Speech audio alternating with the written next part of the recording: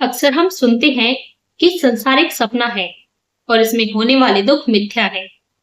लेकिन यहीं पर अक्सर हम उलझ जाते हैं, क्योंकि हम यह मान लेते हैं कि जैसे सपने से जागने पर सपने के दुख खत्म हो जाते हैं, तो वैसे ही संसार से जागने से जीवन के दुख भी खत्म हो जाएंगे।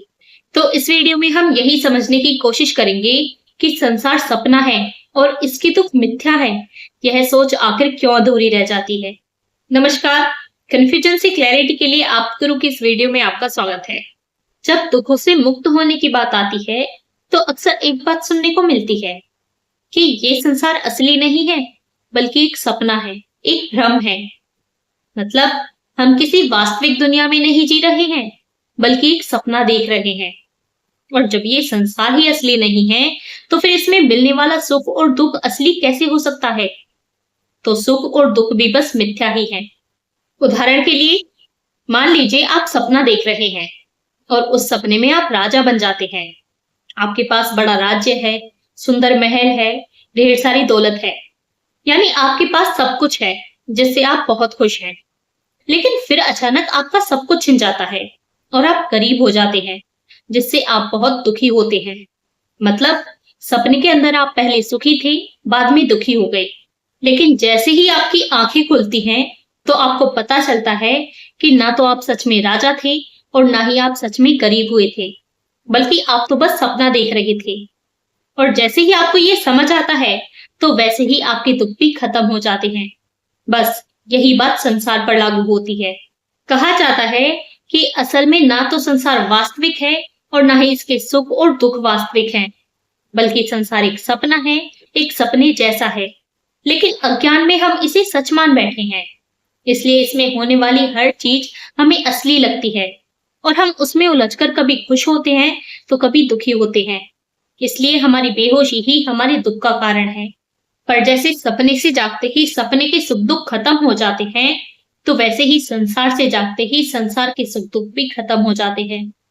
इसलिए हमें कुछ छोड़ना या कुछ पाना नहीं है, बल्कि हमें तो बस जागना है, होश में आना है, अपने भीतर बोध को जगाना है। इस कारण जो इस संसार और इसके सुख दुख को सच मानता है, तो वो अज्ञानी है, और जो इनको मिथ्या समझ लेता है, तो वही ज्ञानी है। अब सुनने में तो यह बात बड़ी गहरी और ऊंची लगती है।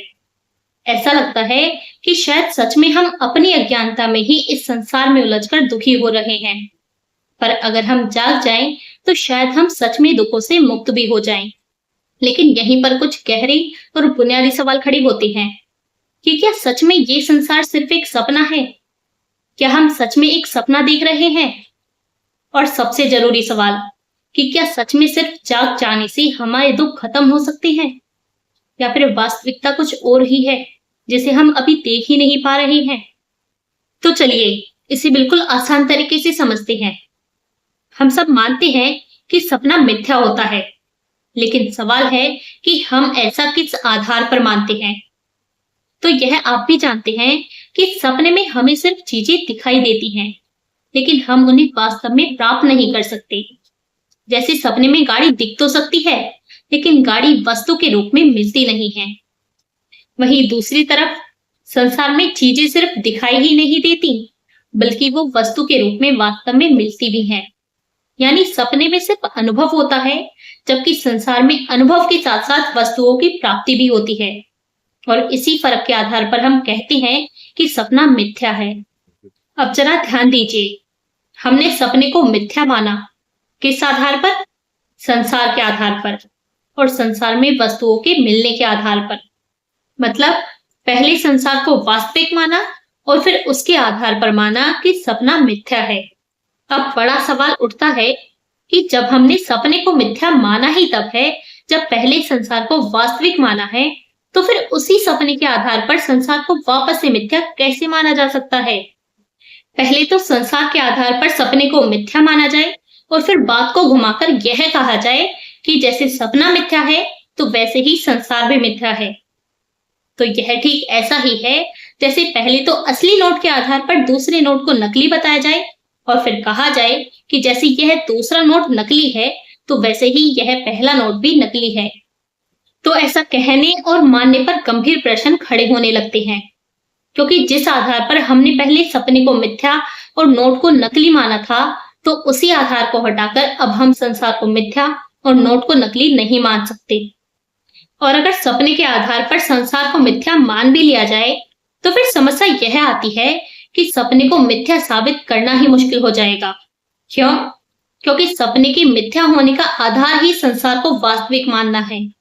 मतलब अगर सपना मिथ्या है, तो फिर संसार को वास्तविक मानना पड़ेगा, और अगर संसार को मिथ्या मानते हैं, तो फिर सपने को मिथ्या साबित करना मुश्किल होगा। इस कारण यह बात पूरी तरह जम ही नहीं पाती कि संसार भी सपने की तरह ही मिथ्या है, या फिर संसार भी बस एक सपना ही है।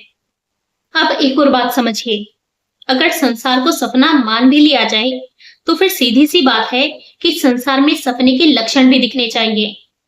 लेकिन हमारा अनुभव बताता है कि जिस सपने को हम देख रहे होते हैं, तो उसे सिर्फ हम ही देखते हैं, कोई भी दूसरा उस सपने को देख ही नहीं सकता।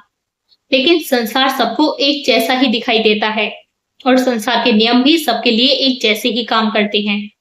उदाहरण के लिए, जो भी आग में हाथ डालता है, तो उसी का हाथ जलता है। यानी सपना व्यक्तिगत होता है, जबकि संसार साझा अनुभव है।